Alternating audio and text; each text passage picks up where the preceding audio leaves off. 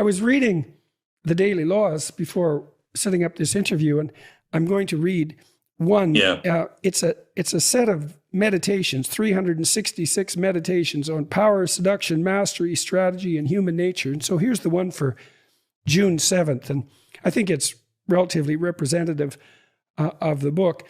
June 7th, never impugn people's intelligence. Then there's a subtitle or an introductory idea. The best way to be well received by all is to clothe yourself in the skin of the dumbest of brutes, Baltasar Gracian. The feeling that someone else is more intelligent than we are is almost always intolerable. We usually try to justify it in different ways. Quote, he only has book knowledge, whereas I have real knowledge. Quote, her parents paid for her to get a good education. If my parents had had as much money, if I had been as privileged, he's not as smart as he thinks. Last but not least, quote, she may know her narrow little field better than I do, but beyond that, she's really not smart at all. Even Einstein was a boob outside physics. Given how important the idea of intelligence is to most people's vanity, it is critical never inadvertently to insult or impugn a person's brain power. This is an unforgivable sin. But if you can make this iron rule work for you, it opens up all sorts of avenues of deception. The feeling of intellectual superiority you give them will disarm their suspicion muscles. And then daily law. Subliminally reassure people that they are more intelligent than you are, or even that you are a bit of a moron, and you can run rings around them. And this is the 48 Laws of Power, from the 48 Laws of Power, Law 21. Play a sucker to catch a sucker. Seem dumber than your mark. So when I was preparing for this, I was reading these daily meditations, and I was actually shocked. I was really quite shocked by them. I was shocked by that one. Yeah. And I was very unclear as a consequence as to your motivations. And so I was thinking, I don't get this. I don't understand this exactly. It's like, This is very deceptive.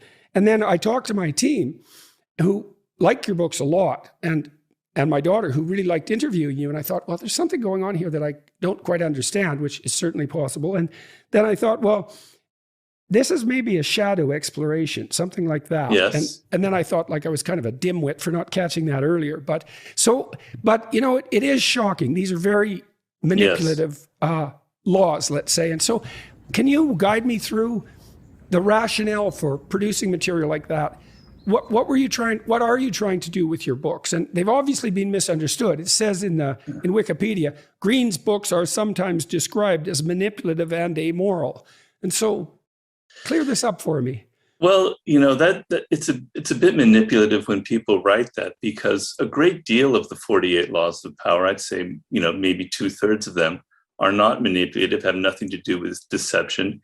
They have things to do with kind of common sense ideas about power, such as being generous with people, such as creating compelling spectacles, such as entering action with boldness and kind of how you present yourself, sort of things about your image and your appearance. But there are definitely some laws that are quite manipulative. And then my other books don't really go into things like that. So it is a bit of a distortion to write that.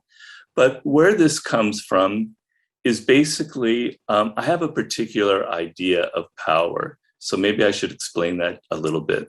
My idea of power, it's not about this kind of grand thing of political or war or something. It's on a very individual level.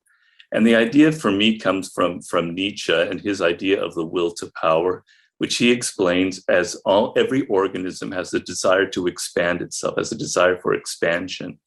And so I think that for human beings, the desire that we have this innate propensity for wanting to expand beyond our limits. We want to feel like we have some degree of ability to influence other people, that we can control our own career and learn more and develop greater skills and have more kind of power and influence in our life. The feeling that I cannot have any power or influence over my children, my spouse, my colleagues, my boss, my career in general is deeply, deeply unsettling for the human animal and causes all kinds of attempts at what I call negative power. passive aggression, etc., setting yourself up as a victim to kind of leverage power in a negative way. And so the problem is, a lot of this comes from Machiavelli, who inspired a lot of the 48 laws. The problem is that we live in a world where this desire for some kind of power butts up against kind of codes of behavior that have gotten stricter and stricter and stricter, particularly in the 21st century, about what is acceptable, about what is politically correct. So we're supposed to appear to be these paragons of virtue, these paragons of fairness and democracy, et cetera. At the same time, we're all trying to angle for different degrees of power in our work, in our relationships, et cetera. And so because of that dynamic, we have to be extremely careful in this world. And I compare it to the courts of like Louis XIV, where all of the courtiers, if they're too overt in their power moves, the king will disapprove of them and will not banish them, but they'll be kind of excluded to the corner of the palace. And so the game was to be sort of indirect, to be polite and ingratiating. And if you had an enemy, to know how to kind of very quietly get rid of them. And so this is kind of where the 48 laws of power came out from. So you quoted me, I had like 80 different jobs, probably more like 60, 65. But I saw all kinds of very deceptive games being played continually in the various different jobs I had. And I worked in every conceivable field. And I didn't see any kind of honesty about this dynamic in the human world. And it really kind of irritated me. All the self-help books were sort of describing a world that I never saw existed. You know, I saw people being very political, having egos and having problems with their egos. And I didn't see any books like they're kind of describing what I had encountered every day. So law number one is never outshine the master. And the idea is that if you try too hard to impress your boss or the person above you, you're liable to make them feel insecure. You're going to trip on their ego and something bad will happen to you, right?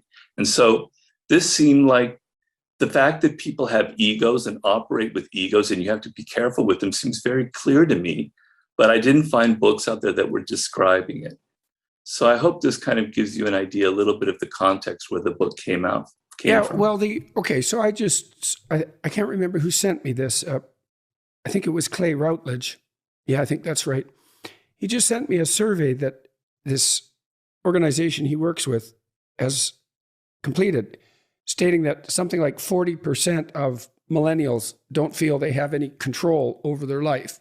Right. So that is related to the first issue that you brought up. And you obviously consider that problematic. And you said that, well, it's good for us to have some control over our destinies and also to feel that that's a possibility, to see it at least as a goal. Yes. And that if we feel consciously thwarted in that goal or believe that it's impossible, that doesn't mean we're going to give up our striving. It means it's going to go underground and then it's going to manifest itself in all sorts of deceptive ways.